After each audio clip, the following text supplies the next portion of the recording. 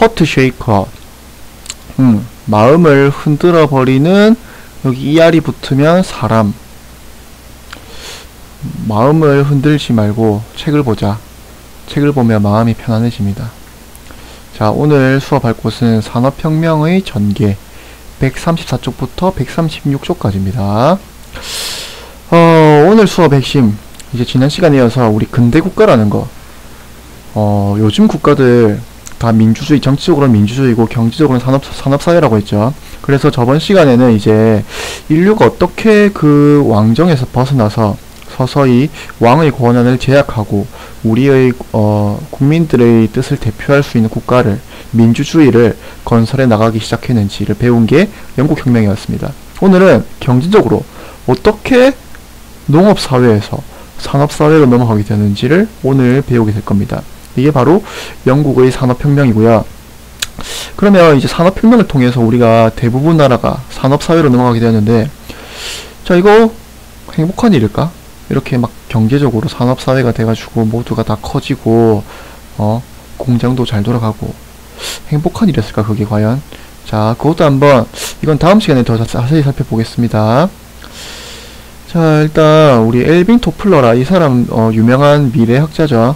자, 제3의 물결이라는 책에서 이제 인류에게 세 번의 어떤 경제적으로 큰 혁명이 있었다, 혁명적 변화가 있었다라고 하는데,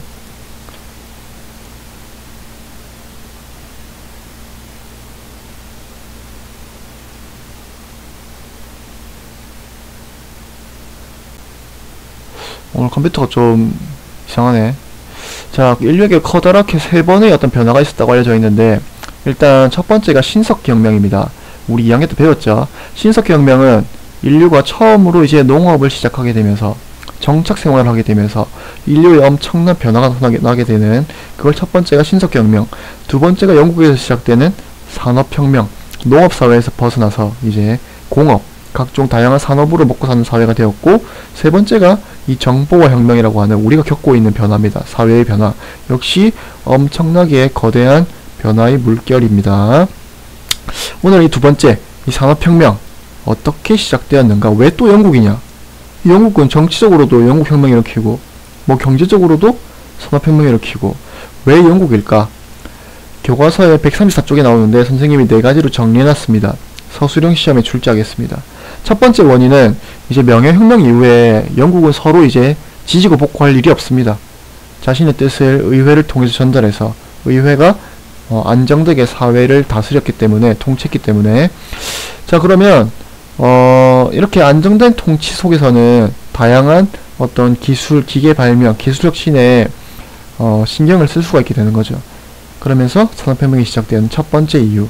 두 번째는 우리 엘리자베스 1세가 이 스페인의 무적 함대를 물리치고 영국이 대영 제국을 건설하는, 해가 지지 않는 나라를 건설한다고 했죠.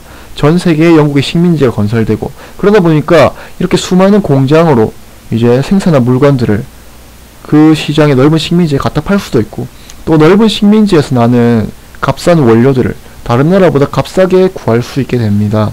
이게 두 번째 이유고요. 세 번째, 영국이라는 나라 자체가 가지는 어떤, 원래 석탄과 철인 이런 같은 지하 자원이 굉장히 풍부했다.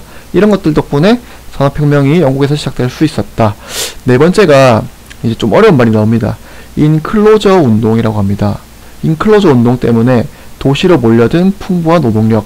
그러면 인클로저 운동이 뭔지 우리가 좀 더 자세히 알아보자. 영어로 enclose, 뜻은 담이나 울타리로 둘러싸는 겁니다. 에워싸는 것. 그러면 무엇을 둘러싸느냐? 바로 넓은 농지입니다. 농지. 농사 짓는 농토, 토지. 그럼 이걸 왜 둘러싸게 되었느냐? 자, 이 원래 농업이라는 거는 이제 자기가 이 농사를 지어서 먹고 살기 위한, 식량을 보급하기 위한 수단이죠. 농업이라는 게.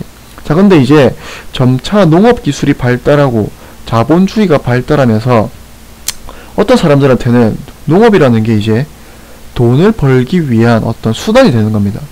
더 넓은 영토를, 더 넓은 토지를 농사지어서 먹고 살고, 나머지는 이제 시장에 내다 팔고, 식민지에 내다 팔고, 이러면서 이제 그러면 원래 자급자족 하던 시대에는 나만의 작은 토지, 내가 먹고 살만한 작은 토지만 있으면 되죠. 근데 이제 돈을 벌기 위한 수단이 된다.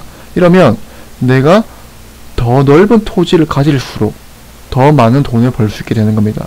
그래서 이제 이 대지주들이 원래는 이 자기가 어떤 토지를, 넓은 토지를 가지고 있으면서 이 농민들한테 내 토지를 빌려주고 농사를 짓고 어떤데 거기서 소작료라고 하죠. 우리나라에서는 소작농이라고 하는데 이런 소작료를 받아 먹고 사는 게 이득이었는데 이제는 시대가 변해서 이 넓은 토지를 내 마음대로 농사 짓고 내 마음대로 갖다 파는 게 더 이득이 되는 겁니다.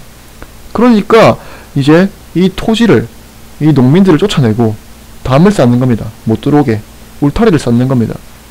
자, 그럼 이제 이 넓은 토지를 빌려서 농사 짓고 있는 사람들, 농사 지어서 먹고 살던 사람들은 이제 토지가 없어졌죠.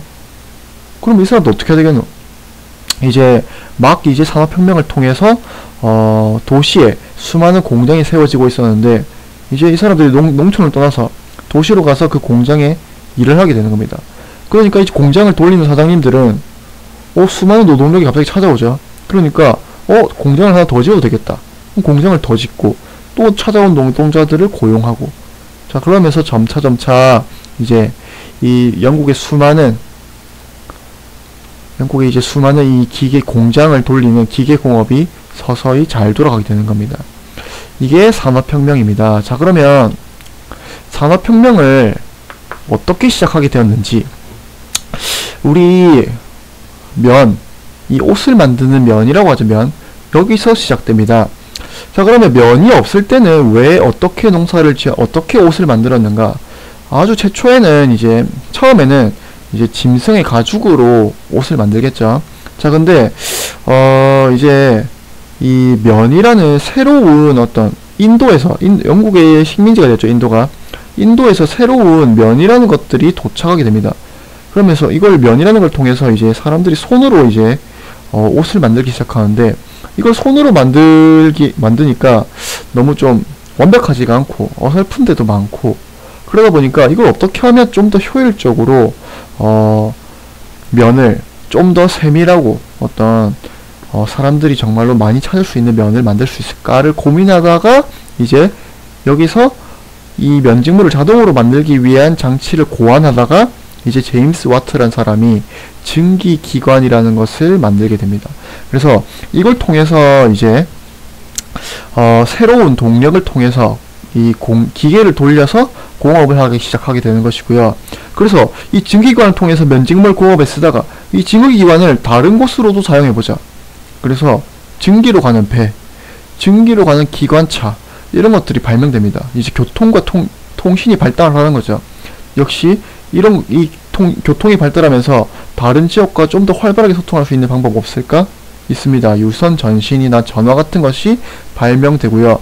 그러니까 이제 서로 다 먼 곳과 이제 연락이 되기 시작하면서 다른 나라와도 훨씬 더 교류가 더 쉬워지고, 그러니까 무역도 좀 더 활성화되고, 이 영국에서 시작된 이런 것들 다른 나라로, 프랑스에서도 이제 배워가고 독일도 배워가고 여러 가지 다른 나라들로 확산되어 가면서 이제 전 세계가 지금은 각종이란 산업사회로 변화하게 되었다라는 점. 그래서 이 영국이란 나라가 참 어떻게 보면 대단한 나라죠. 자, 그래서 이런 변화를 우리가 맞이하게 되었다라는 점, 좀 더 수업 시간에 자세히 배워보겠습니다.